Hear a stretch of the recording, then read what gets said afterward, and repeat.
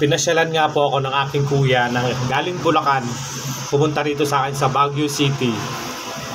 Gusto niya raw ma-experience ang pangapasyalan dito. Unang destinasyon nga po namin ay ang Igorot Stone Kingdom. Napakaraming tao kasi long weekend nga po na itapat. Namamasyal po kami. Dami pong tao, siksikan. Tapos pumunta rin kami doon sa may butas ng lupa ng Igorot Gold Mine.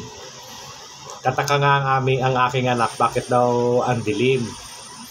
Kung may ilaw naman ka ako, bakit daw may underground? Say ko ganyan ka ako ang itsura ng pagbiminahan ng ginto, ganyan sa loob. Parang dinemonstrate lang nila dyan na ganyan ang binahan ng ginto dito sa Benguet. Kasi sa Benguet ang may binahan wala naman sa Baguio City.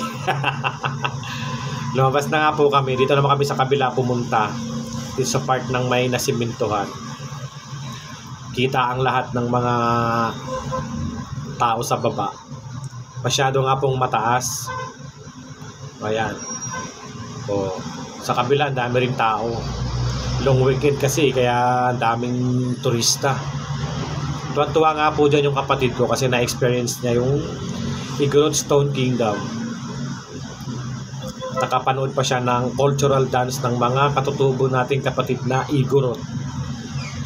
Kaya kung pupunta po kayo dito sa Baguio City, huwag niyong kakalimutang pasyalan itong famous na Igorot Stone Kingdom.